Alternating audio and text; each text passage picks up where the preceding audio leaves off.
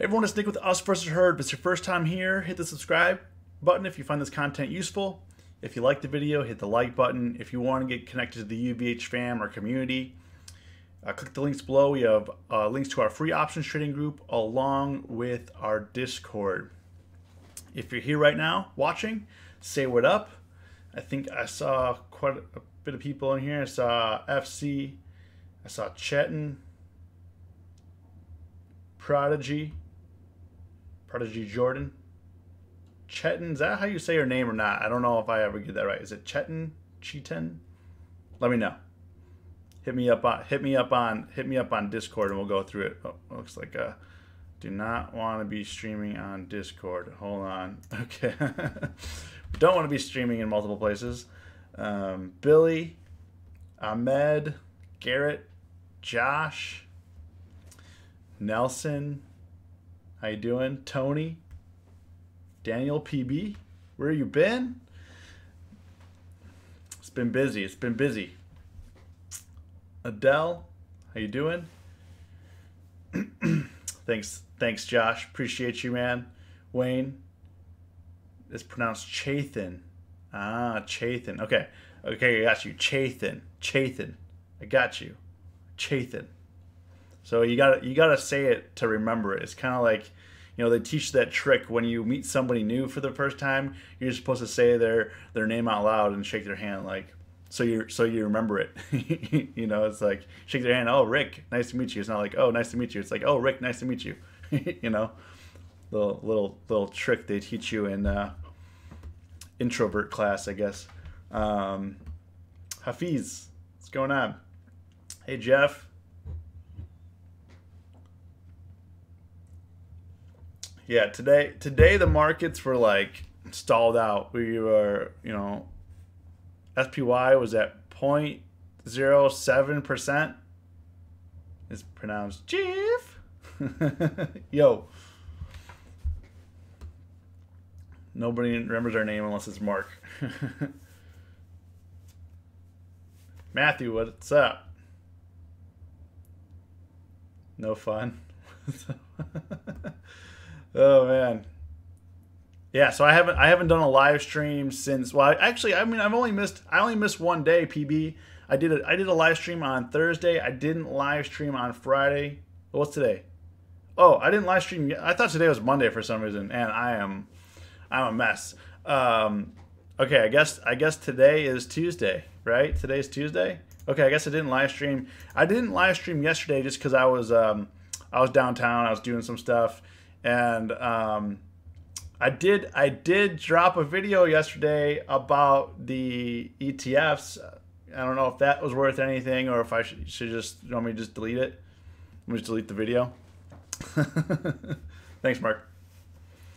I tried out a new person for my hair because I would say I've been on the struggle bus with the barber lately because well, there's this barber that I would always go to, get a great haircut, everything was fine, but then one day I went in there and he pissed me off, so I never went back. And apparently I'm the one losing, so it's the way it goes sometimes. Nelson, I'm new to options trading. Welcome. Well, I hope this video is encouraging to you. This video is going to be a little bit different than my usual videos or my live streams. Hey, Jordan. Billy. I grew up on those $5 Eddie and Nick's cuts. Josh, yeah, it's a guy I was going to for a while, and then like, it was basically like first come first serve, and then he didn't let us know or anything. He just goes in there like, I go in there to get a haircut, and like, and my hair's like, terrible. I got an afro like super high and stuff like that. So, I go in there and he's just like really rude and just like, hey, we're appointment only now. And I'm like, well, what the heck happened? And he's like, I'm not seeing you today. And just pushed me out. So then I was just like, forget it, man. Like, call it what it is. I mean, he's a good barber, but you're gonna treat me like trash. It's like, but I guess that's first world problems, right? You know, I'm not complaining about food or water or anything like that. You know, like we should just start ignoring their textbook here. 3 days left to trade this week. Yeah, yeah. Today I only put on one trade. So yesterday I put on a small trade on Snap. I bought the 1050 calls. And then yesterday, I also bought the 280 50s SPY. I bought them down yesterday. I bought them down in here. I thought the selling was down where we're going to get a little bit of bounce here after it hit like the 280. It did hit sub 280. It was kind of going bounce. But then, as you guys could tell, the close yesterday just like toward a new one. And then today, SPY was just like not choosing a direction, and then we sold off into close again, which doesn't mean anything. In terms of today's title, it's time for a slowdown and a reset. I hopefully this stream, if anything, has we could be honest here. I think as a group, as a community, as the UVH fam, like admitting your faults, admitting your mistakes, and then learning how to pivot from that, right? So like in the last couple months, I would say that my trading has been super, super, super aggressive, and there was no reason for it other than trading just to trade. And that's like, honestly, that's like the worst place to be in. Like, putting on trades is to put on trades. Like, you don't ever want to be in a position like, well, I guess I'll just put this trade on right here. You don't want you want to put a trade on for a particular reason. You don't want to just like trade. And I think that, I was talking to some other people in our Discord and our group here that like I was looking at things too micro instead of like bigger picture. I was really just trying to, focus in on the day instead of, hey, how does your week look? How does your month look? In January, my first video in January, I said like, hey, I'm going to get more aggressive. And you know what? There was really no reason to do that. And, there's a lot of people here, some people are like, well, you're too hard on yourself when you lose money, or you're too hard on yourself when you make certain decisions. But at the end of the day, like, you either make money or you lose money. And like January was a losing month for me. February, I've been starting to pivot and change and try to go back to my old methods and really just try to concentrate on what I'm doing. And, when you have this many eyeballs on you, it's more pressure than I would care to admit. Like, was I putting the trade on for my portfolio, or was I putting the trade on to show you something to trade? And I realized like in the last month or two that I wasn't necessarily trading in the best interest of my portfolio. So, and I also kind of want to hold myself to a higher standard, because like, hey, there's people here, there's experienced people here, there's people that's been here since the very beginning, and then there's people that are like, hey, this is the first live stream, I don't even know what's going on here. This dude's super weird, and he's like telling me all this stuff about like the things he does wrong when he should be telling me things that are doing right. Some people like get mad, like, hey, I come here for advice, not to like, but in the hopefully this video is like kind of gives you some self-examination, like what you do as like a trader.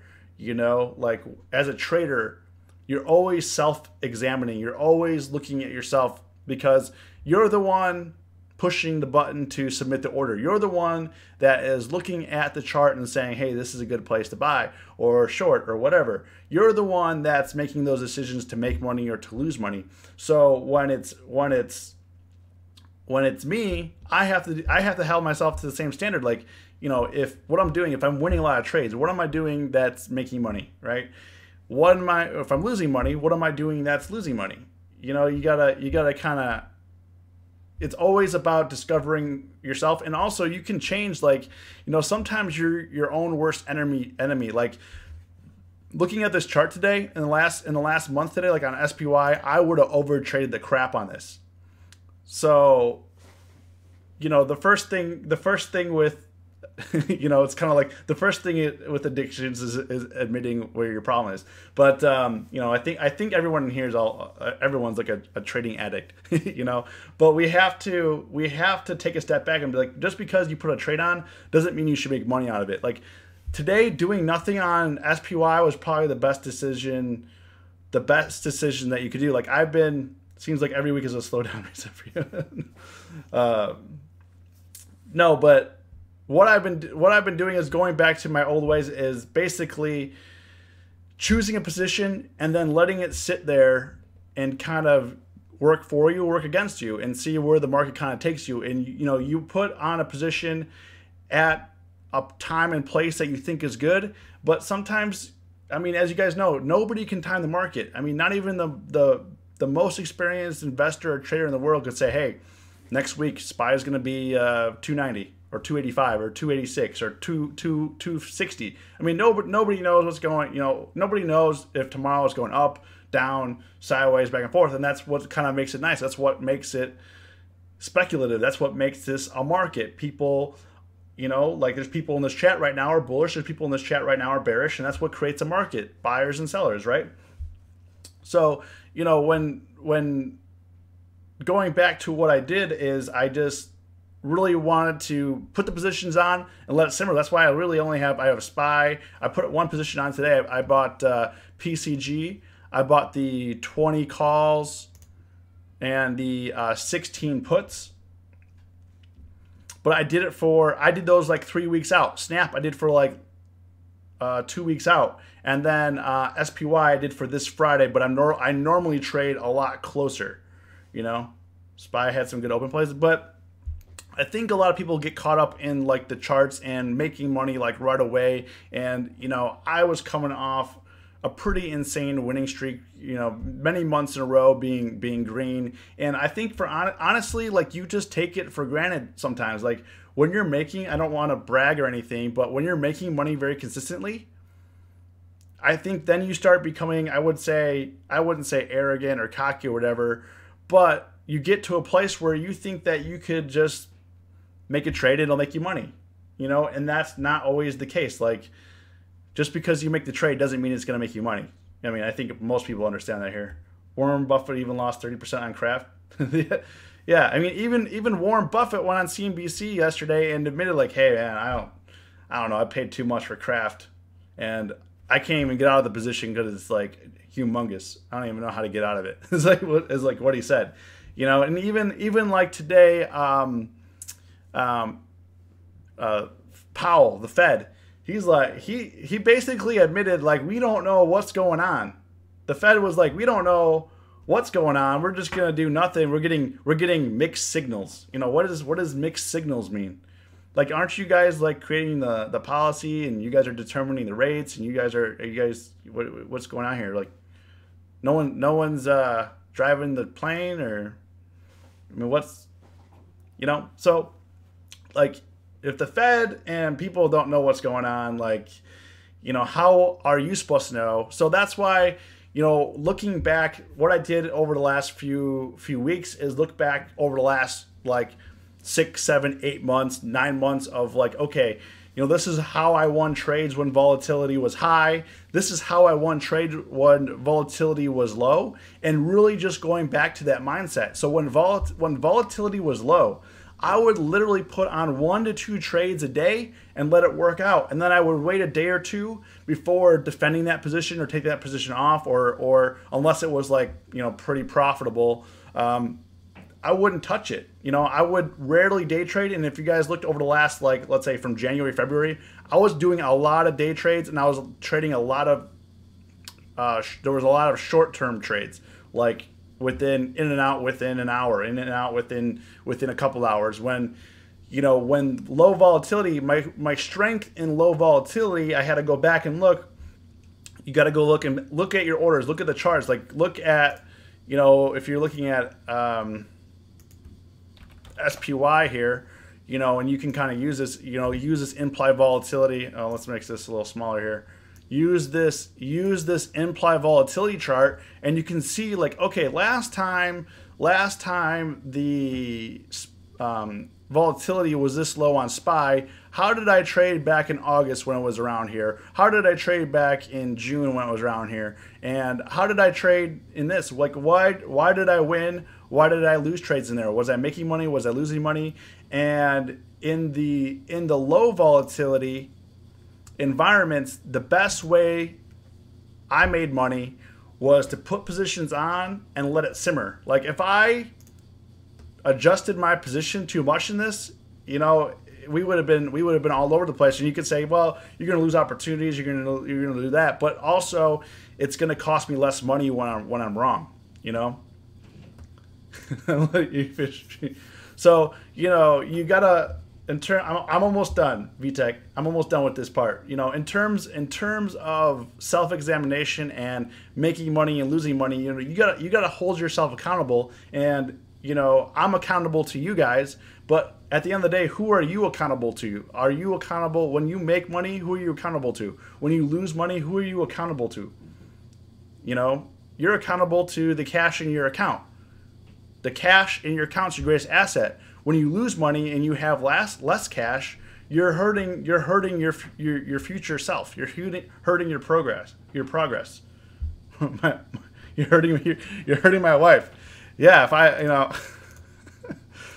I definitely talked to my wife and I was like, yeah, today I didn't do very well. And she like, did you lose money? I was like, well, yeah, but, well, you know, it's context. Also, like the money that I trade, the money that I traded with and the risk that I take is in no way going to put harm on my lifestyle, right? Like if I have a bad week or a bad month, I'm not gonna lose the house. Like, but I'm not gonna mortgage the house and trade on margin. You know what I mean? I'm not gonna be able to eat dinner. You know, I'll be able to eat dinner tonight just fine. You know, so that's why it's also dangerous, especially if you're like new to trading. Like, how much risk are you exposing yourself to? Like in the crypto, you know, people were taking out second mortgages and they were doing all this stuff, and now they're like complete effed. They're like, you know, they're like, I don't even know. I mean, maybe it'll come back around. Maybe crypto will come back around, but then, I mean, is their lender going to wait long enough? You know, always trade with 1,000 times leveraged loans from the bank and your home as collateral. Yeah. Yeah, I mean, just keep snowballing the loans. Just keep snowballing the loans until you can't get one anymore. You know, you know, it's like Dave Ramsey with the debt snowball, but the reverse. You know, it's the credit snowball. Keep making your credit bigger. No one's driving the plane, shorting BA. Oh man, but yeah. So I mean, slowing down. So like when the market is slower, it makes common sense, but like it's common sense, but not common sense, right?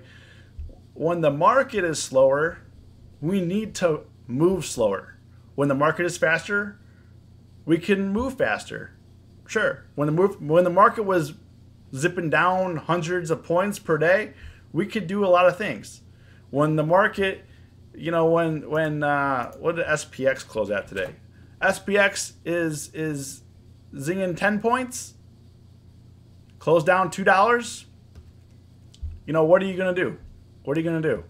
You're not gonna make a whole lot of trades. I mean, I guarantee you people got hurt on these trades today. You know, trying to short. You know, this especially coming down from this, and then we had this waterfall today, and then this complete just bounce up and never came back down to these levels today. Not saying that it won't, but yo, Baron, what's up? Weight Watchers got blasted. Oh, down 23%. Yeah, man. Yeah, and yesterday. So I mean, people like right now the charts are not day trading charts. When the market has more volatility, you can day trade. I mean, I'm sure the people that made day trades here today, especially like on Tesla, probably made money today. People on Etsy, NIO, some of those stocks are moving. And if you're gonna day trade, you have to pick stocks that are movers. Home Depot had earnings today.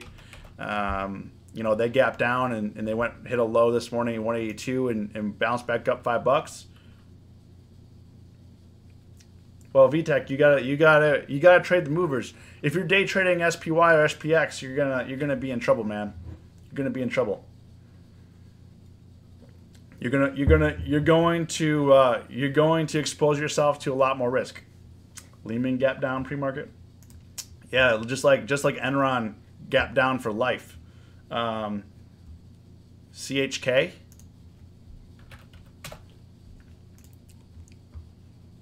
I don't necessarily. I know Chesapeake Energy was in the ETF video I did yesterday, and part of one of the ETFs. I don't typically trade CHK, but I mean, it does look like if you're down at like this 250 level, could come back up for a bounce to 3. You know, I typically don't trade. I've said this before. I typically don't have a great success rate with stocks under $10. You know, the one thing that we did miss was the GE short.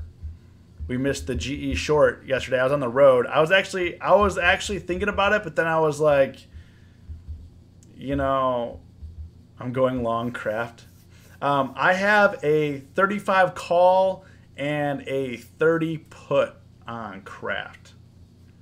So far, it's stuck in the middle, but I chose 3 weeks out, so I'm gonna chill. I put the position on. We're gonna see what happens. GE. I mean, this would have been a great short here, but again, shorting has not paid out. Shorting has not paid out in a while, mainly because we're scarred on charts like, you know, shorting has not paid out in a long time.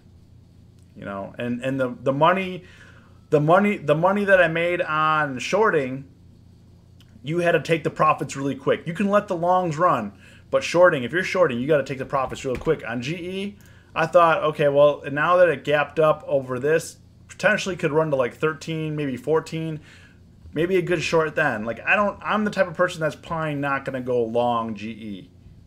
You know, honestly, I mean, say what you will about GE selling their pharma biz, you know, but for me, I'm not going to go long GE.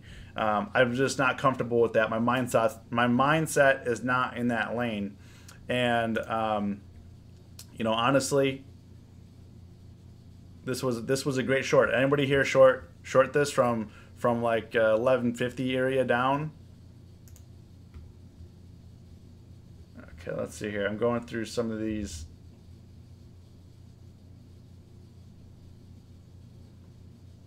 Scott Schofield, the feedback is real, honest. The honesty from this channel is relatable and super motivating.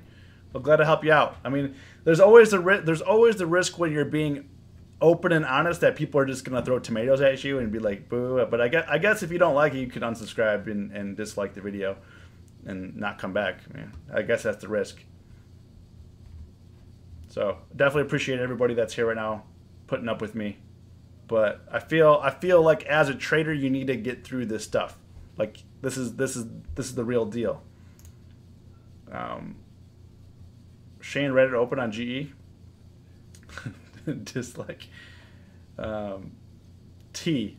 All right, T.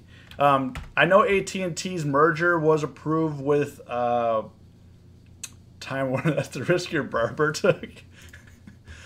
I mean, I tipped like more than 20%. Anyways, never mind. No, never mind. It just makes me angry. So the merger with Time Warner was approved, but it doesn't seem like it's doing anything to the stock price. But I would definitely be cautious around here, like 30, 31. I mean, this could definitely. I think if we can get above 32, we can close this gap here. It's just kind of tight. It might just be very slow until it breaks out. Like on charts like AT&T, you really gotta trade the breakouts because they're not growth stocks, so they're not gonna get numbers in. So the reason why I don't usually trade stocks that aren't growth stocks is because they don't get reports in like, hey, their numbers are better than they expected, or hey, this is that. It's like It is what it is. I mean, AT&T is like 100 years old. They're doing what they're doing. They have their wireless customers. They have their television customers. They're doing what they're doing. If you're trading the chart, you just got, you know, if you're trading stock like this, you just got to trade the chart and trade the breakouts like this. When it broke out of range, you had a good opportunity here. Kind of like here when it broke down out of range here, broke down out of range, opportunity here. Then again, it was in this range here, broke out, opportunity. So now we're stuck here. Is it going to get stopped out? Which I think you could do if you wanted to, thinking it's not going to go up. You could put on like a bearish strangle or something like that. But for being such a cheap price stock, you might just want to buy some puts. But it could also just hang out here like 31 for a while. So stocks like AT&T, you want to give yourself some time on. My drive home suck when you're not streaming. Do you guys think, I was thinking about doing like a podcast format. I don't know. Would you guys be interested in podcast if I made some podcasts that were kind of different from the videos? I don't know. Or am I just making more work for myself? I don't know if anyone listens to podcasts or not. VTech, I don't trade the 1 minute chart. I only trade the 15-minute chart. And the reason why people ask me like, why do you only trade the 15-minute chart, is because it took me a long time to figure out what time increments allows me the most control over my emotions and my money. And the 15-minute chart for me has proven to be the most successful chart for my style of trading. I don't need to make adjustments too quick. I can let it play out. I can let the 15-minute candles, you know, do what they need to do. And, you know, for my trading style, 15-minute increments works the best to increase my win rate. So, you know, when you're trading, you can have, you know, some people do well with the 5-minute chart, some people do well with the 1-minute chart, depending on what your goals are. But for me, time and time again, the 15-minute chart has been the most profitable for me. And it's kind of like making lemonade. Like how much sugar, how much of this makes the perfect batch. You know, you kind of always have to adjust. You always have to adjust. And this whole video is about me adjusting and adapting to the market. Let's see here. Live day trading would be cool.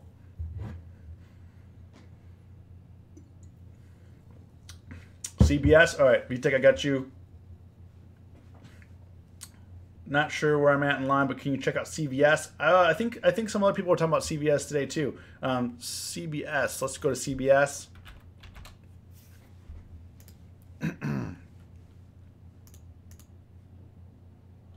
Yeah, CBS just seems to be moving with the market. I mean, it looks like they had, let's see, did they beat earnings? When's earnings for them? Earnings, okay, earnings. So they didn't beat earnings. I don't know if they beat guidance. I don't know if they raised guidance or anything, but it seemed to be responding well. I like to trade stocks that raise their guidance or lower their guidance, mainly because it sets off for some good months of trading. So I don't know. You might want to look it up, but if they raise guidance, I mean, this could easily go to like 55 area for sure. Especially if the market's having such bullish momentum. I mean, I see the market going down right now, but you know, the market was down a lot more yesterday. If you're looking at like /ES, I mean, we were down a lot more last night, and then we came back up. We're kind of revisiting these lows right now. But when it's low volume like this, I wouldn't take it too seriously, because at any minute the volume could pick up and it could change. Like as you guys can see here, like on this today, when this dropped down, it immediately flipped to long. You know, it bounced here, immediately flipped to long. Like, so you gotta be very careful right now. You gotta move with the trends. You know, you made nice gains on CBS calls, nice. Garrett, got you, CVS. So the low volume, until volume picks up, and what I mean by low volume, if you look at like, that's CVS. You can look at SPY. You can look at, I'll get to CVS in a second. Low volume right here would be like under 100 million traded. and these are currently under 100. As you can see, when we had a lot of volatility back in these days, we were getting like even like 200 million a day. And then we were consistently hitting over 100 to 200 million pretty consistently. And then now for the last time we had over 100 million was like a decent over 100 million was on January 17th when we gapped up, you know. CVS, JD, got you. CVS, I do like to trade the I do like trading 52-week highs and 52-week lows. Like I know that Brian, I don't know if he's here right now. He put on a, I don't know if he did or not. I think he did. He put on a strangle here for long. I definitely think this was good. Obviously, I put a position on PCG, and like I said today, I'm really just going to try to take it easy, low and slow, and go into positions and not try to get too crazy. But I do like this. You know, we're at the 52-week lows here. You know, the one thing that I will say about CVS though is you got to be patient with it. Like if it hits a period like this, it'll kill your premiums very easily, and it happens a lot. Like it happened in here after it kind of came back up, you know, in here. So you got to be careful. It could sit down in here, so you gotta be careful on CVS. And also their liquidity isn't that great. These weeklies are actually looking pretty good, but sometimes the bid and ask is kind of wide. Yeah, like on these monthlies here, even though I had 1,000 volume, the bid and the ask is still 9 cents. Here we got another like 6 cents, 7 cents, 5 cents. So not terrible, but you have to be mindful when you're putting on like strangles or vertical put spreads and stuff like that. That it's a little bit harder to fill on CVS. It does have good volume. Just be mindful that you may have to play at the pricing a little bit, and also make sure give yourself enough time, because unless you're trying to wear options down or something like that, unless you're selling premium. If you're buying premium, give yourself enough time to be right, because I've definitely been bled out on CVS a couple times. I mean, it's a good stock to trade. It does move, but when it decides to stop, it comes to a freaking halt, you know. Adele brought some Cron on yesterday's dip. I know VTEX 20 requests are done before mine. Yeah, he gets in right away. You gotta get in early. I try to scroll through all the messages to make sure. Okay, so it looks like yes to podcast. You guys like podcast? Okay. Does most people have iPhones, or do I need to do multi-platform? Is the other question. Day trade on HD. Let me look at HD. I was looking at HD today for a trade. I wish I did one. I thought that it was going to be tough here. I thought that it could literally, HD it's kind of a weird stock to trade if you've never traded it before. I thought that it could literally stay at like 182 area and not move a lot. Like when you have earnings, you run the risk of the stock consolidating for a few days and just kind of chilling. So that's why I wasn't that quick to get in. I really didn't think it was going to bounce back that much. This could easily still, even though it came up today, it could easily come back down to like the 180 area. So I noticed in the last like month or so, when I traded after earnings, I would get in too soon, and then the next day the premium would really be crushed. So tomorrow I'll probably be looking at HD and also a position on Etsy as well. Etsy, as you guys can see here, just insane. I mean, up 16% today. Options, pricing, they only have monthlies, but just to show you how grossly overpriced though, this is why I don't trade earnings beforehand. If you look at just how grossly how overpriced it was on a 16% move, these were only up 100%, 90%. You know, what did it close at? So it closed at like, let's say 60. Let's say you bought the 65s for earnings. This is why earnings is a gamble. And Not, I mean, I'm not saying 100% is not good, but like to trade it safely, it's very difficult. It's very difficult to trade this safely on 100% return. You need like you would probably need like a 300 to 500% return to trade earnings safely, and not safely like putting a strangle or selling some premium or something like that. But you know, these were going for 243. They did hit a high of 642.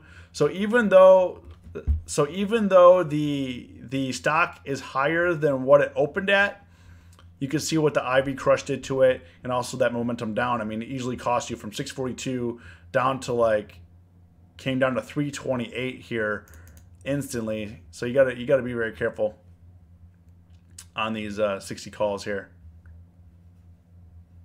So it's difficult. It's difficult. Andres, how you doing? Samsung, iPhone. I got the don't hate me. I have the XS. I could do Spotify podcast. Street product made money. Nice.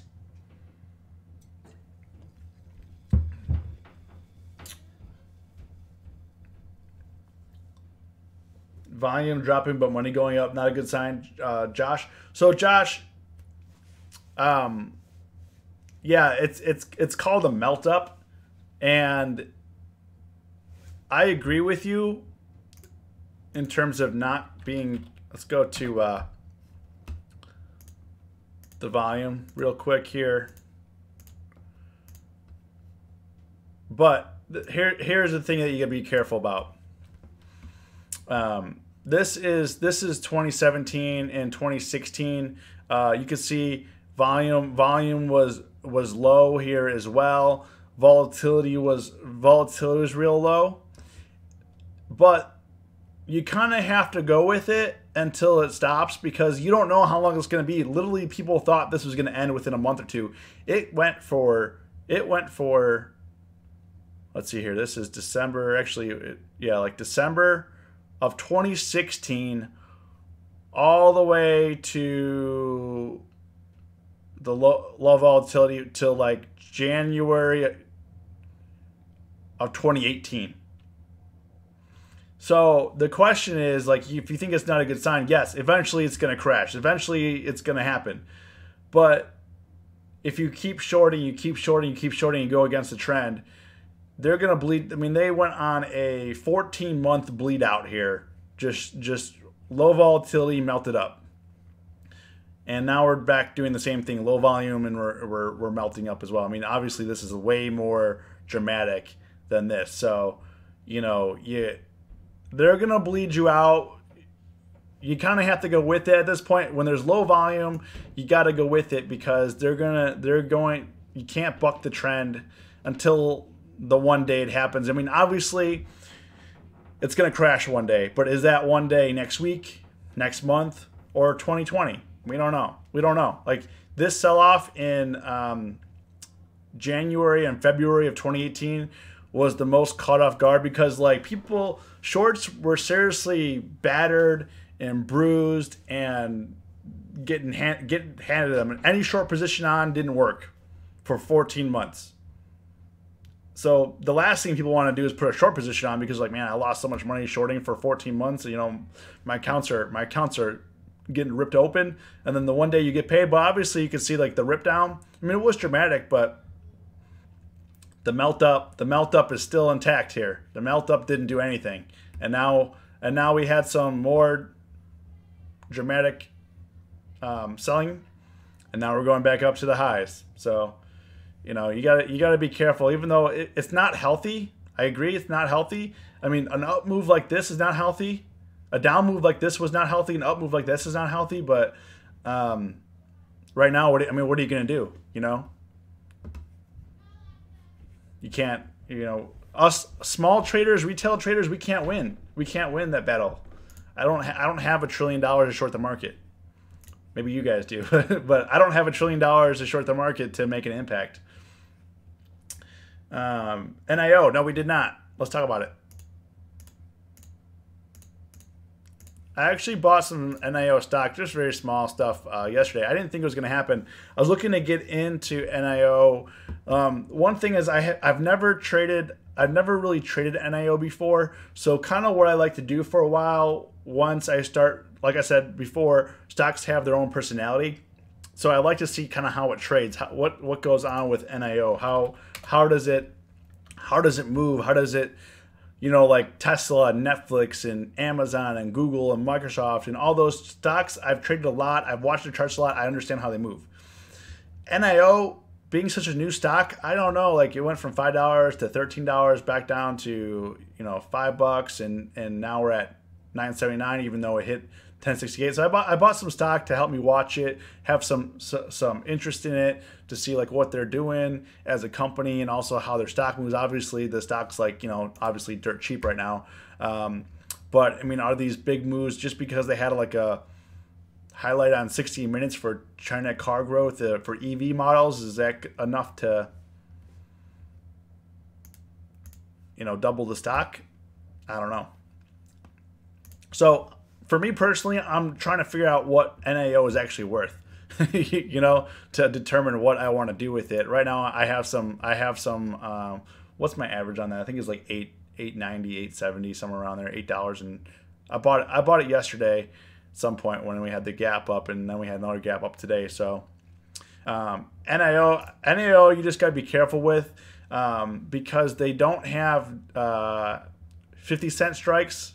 They're only dollar wide, but I would imagine they're going to, and also they only have monthly options. I would definitely think, based on the volume here, we're trading like 33,000 contracts today on the monthlies, and that's just on one strike. There's a lot of volume here. With this demand, they're going to add weeklies. They're going to add weeklies to it's just a matter of when. They're going to add weeklies to obviously just make some more money, give more people more opportunities to pay commissions, and get them locked into a product. So I mean, these were up. I mean, this is up. These 13 calls today were up 400%. See. Yeah, I mean, yesterday they closed at 5 cents, hit a high at 50 cents today, closed at 20. So they actually went up like 800% today. 5 cents to 50 cents, closed at 25 cents. Nice. So NIO, definitely some money to be made there. Also, the reason why, as you guys can see, like, hey, why did it do that? I mean, yes, it went up a lot, but you can see right here, the spike in implied volatility here made options way more richer. That's running like this. And technically, it's a penny stock, so you kind of have to, understand. You have to understand penny stock pump and dumps, right? And if you've never traded penny stocks before, if you don't know how penny stocks work, and you don't know how like penny stock gurus and all that, there's like a whole world basically. I don't want to call it like the black market or anything like that, but it's not like the dark web or anything.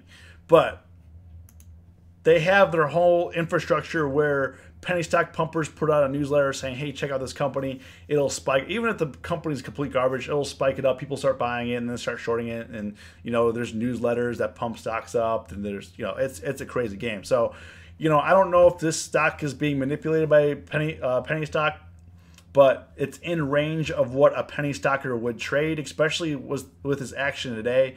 You had the nice pump and then you had the fade. I would see if it can come back down for NIO. I would hope it could come back down to like the 8 range. If it can come back down to the 8 range, I would definitely try to go long on some calls again. This is a lot to go from here to there. So right now for me, I'm just watching it. I would like to come down to the 8 range. Maybe even 850 if it can't get down to the low 8s. Hang out there for a little bit. It does look to want to stay in some sort of range, and it definitely needs some catalysts. When is their earnings? Okay, their earnings is March 5th. So I'm guessing March 5th is going to be, so that's next week from today, so next Tuesday. So that's going to be the catalyst that kind of sets them off. Their last earnings didn't really do anything to the stock. It kind of whipsawed a little bit, a buck, but didn't really do anything in terms of the long-term play out. So, you know, we'll see what they do this earnings. That's probably what it's waiting for. If it comes back down to 8, we'll see if we can get a good deal and, you know, go from there. Maybe trade it after earnings.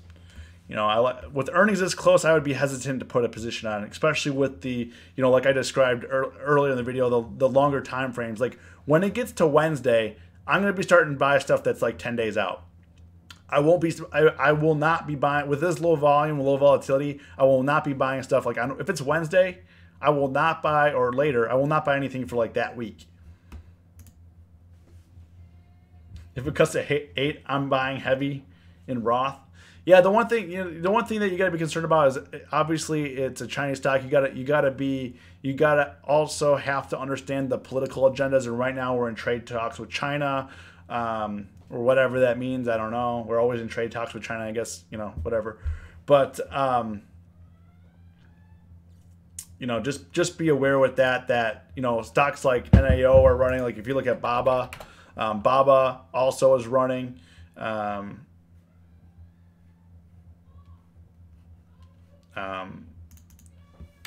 FXI. I did go over FXI yesterday in my video for ETFs to trade. If you guys are interested, I did go over FXI and JD. Someone mentioned JD. JD is waiting for earnings, I believe. Yeah, February 28th. So what are they pricing in? They're pricing in a $1.81 move. I think it's going to be tough without a deal, you know, for the stock to move a lot. You know, BABA didn't move a lot for earnings. You know, for a stock to move $1.81 on a $26 stock, I mean that's a lot. That's a lot. But I mean, it does look like it wants to move, but you can't. It's hard to tell if this is just like people buying before earnings, or if this is like real. You know, it's hard to tell. FC, my average on NIO is like 880, 870 maybe. Let's see, I can look right now. I actually bought it on Webull because I was testing out the platform to give like a review on it to see if I like it. Webull is actually pretty cool. My average on NIO is $8.74. So I don't have that great of a position on it. People short JD on any kind of update. It's crazy. Yeah, it's also a slow mover. But I mean, with like a small account, like if you have a small account and you're trading JD right now, it's going to be hard because these premiums are high. They're expensive. They're expensive. Cron. And I also want to check out PCG too. I don't know if anyone else is trading PCG here. Cron and I know CGC and those stocks, I mean, they all ran today. This just looks like, you know, if you're looking at the chart play, I don't know if there was anything news related to make the weed stocks run, but if you're looking at the chart play here, I mean, it bounced right where it needed to, you know, but it's coming back into range. It's playing a range right now between like 23 and 20. So we needed to break out. I mean, definitely the play would have been, you know, the safer play would have been like to get to the 19 range, but it never got there today. I mean, it got to, actually it did. It got to 1940, 1950. So, but was it quick? Yeah, I mean, that's tough. It's tough to get in. You'd have to get in yesterday because it's tough to get in when this happens and then did nothing. It had a 30-minute pump and then nothing. You know, and obviously if we're looking at Cron in terms of, let's say, look this week's pricings, let's look at the 21s here. These 21 calls. Okay, yeah, I mean, it literally went from 19 cents up to 96 cents, and then even though it's higher, it closed at 99 cents. You know, it closed at just a couple cents higher. So, let's see, do they have earnings? Not until April 1st. Square earnings are tomorrow. Yeah, you guys are on. You're on PCG. Yeah, Dan. I hope we will start doing options. I agree. PCG. So if you guys don't know about PCG, it's 80% institutional owned, and the stock went down to $5 on the announcement that they're going to possibly announce bankruptcy, and then they did announce bankruptcy, and then the stock went up. So, I stopped trading it because I didn't understand it, but I liked it. I liked it here. The pricing was good. I got the 20 call and the 16 put for $1, and I liked it up here because on earnings, if it does well, it'll probably gap up to like the 24, 25 range, or it'll come back down to like 15 or worse. So I think my risk to reward on that was pretty good, and I also did it for March 15th as well. So I did further out. I didn't do this week's, like I said before, like I'm on a different time frame right now where I'm pushing things out and moving slower to capture the winners and letting the trades work out, letting the trades come to you, let them happen. Even if PCG does nothing, I'm pretty sure within 2 weeks it'll move up or down. It's a pretty safe bet. And for $1, for $1, I mean, it was a good risk to reward ratio.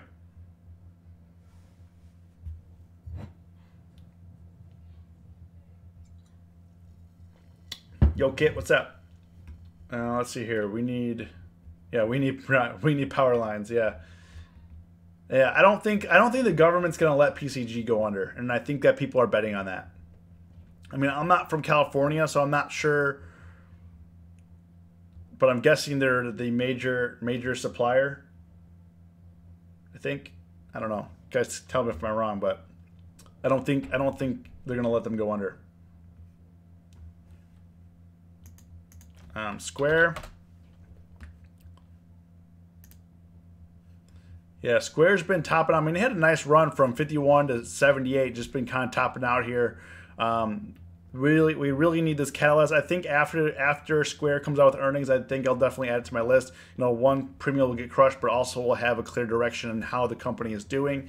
So I think it's going to be good. This could revisit highs, even though I thought this was like way overdone. But when you go from 75 to 101 in just like a few weeks, 6 weeks, 7 weeks, I mean, it gets intense.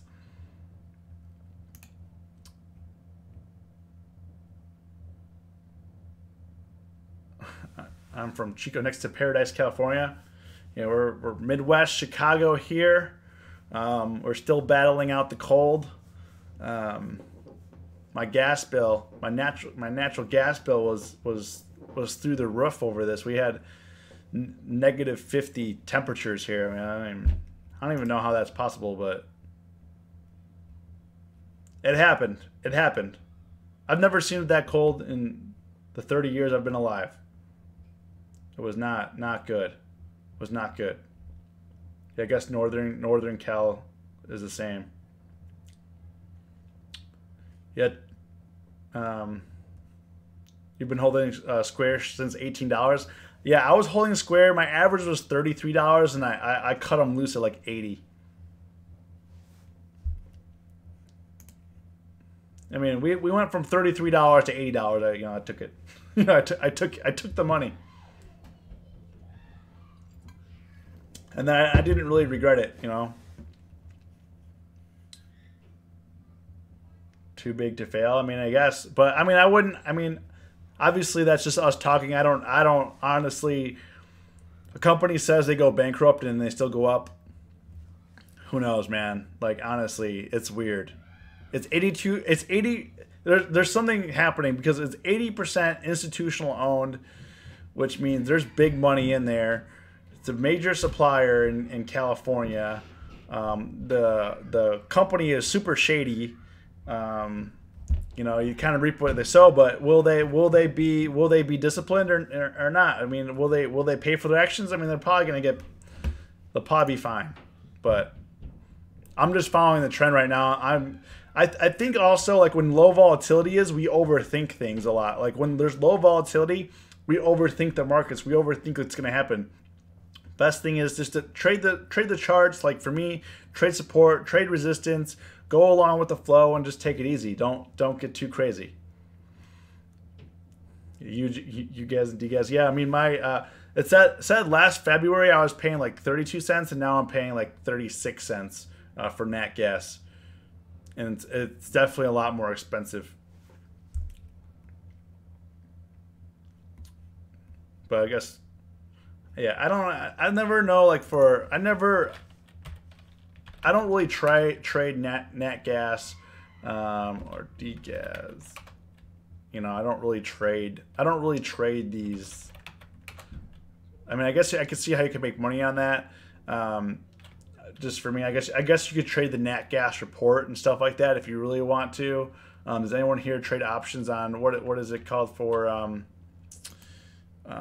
What is it?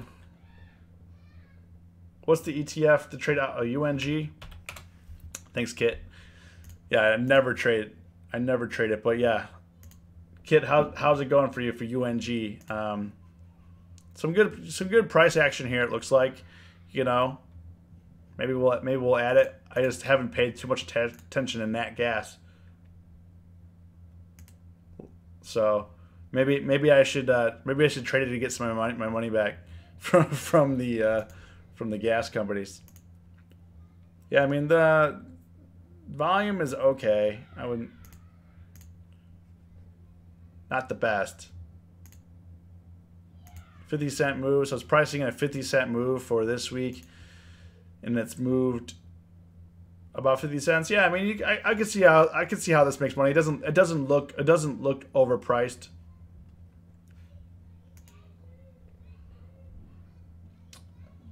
Does higher IV mean you'll get more movement on options? Yeah, higher IV, you're going to get more movement on the stock, but you're also going to pay more for the options because there's no free money in the market. So, you know, when implied volatility is higher, you have more opportunity to make money and the stocks are going to move. However, you're going to pay more money for that contract because it has a greater chance of being in the money, essentially. Okay, it's slow. I have like USO. Yeah, USO. I definitely think that I was actually thinking about, so when I did that ETF video yesterday, I was thinking about trading USO again. But it's slow, man. It's a slow grind on USO. I mean, we made some good money up in here, especially when it came down from 12 to 10. But after that, it was tough. It was tough. And then when it got under 10, I couldn't trade it.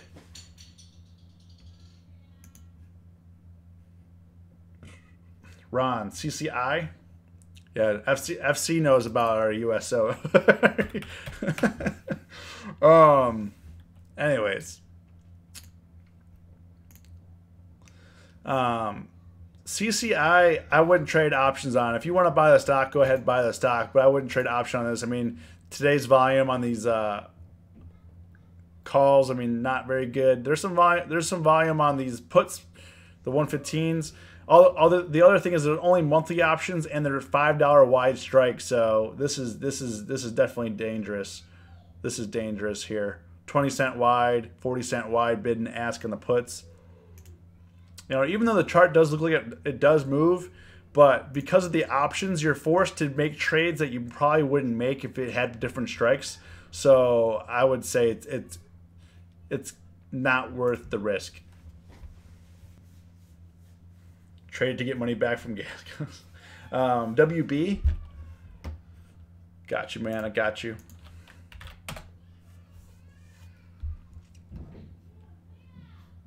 Let's see here.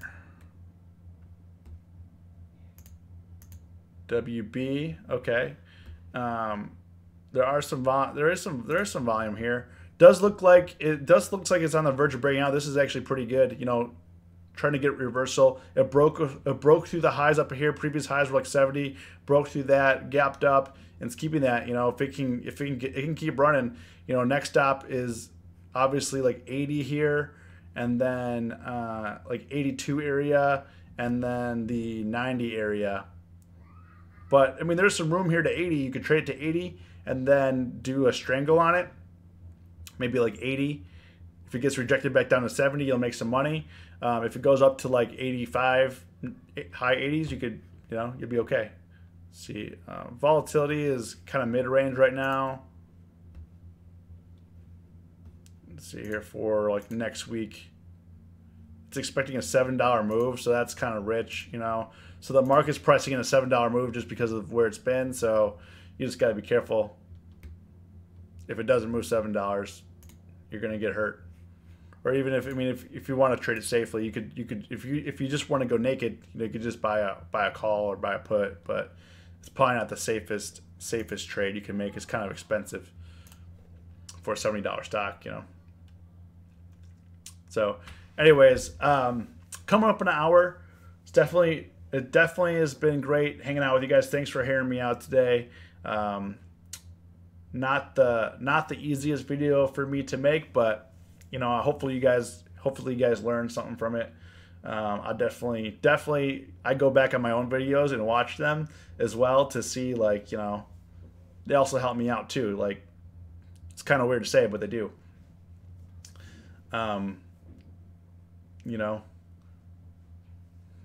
If this video was of value to you, like that smash button, would appreciate it. And if you guys like the content here, if you're new here, hit subscribe, you get notifications, tap the bell. You know what to do if you like the content. But yeah, it's been fun. So if you guys want to get more connected, reach out to our Discord or our options trading group. We're pretty active in there throughout the day, So feel free to ask questions. Definitely want to make this a place where it's more uplifting versus, negativity. There's enough places to be negative online. We don't need that negativity in here into our communities, into the UVH. You could be negative anywhere online but here. We need to be uplifting. We need to motivate each other, and we need to keep doing that. Like that smash button. Thanks, Kit. So, you guys take it easy. It's been an hour. See you guys later.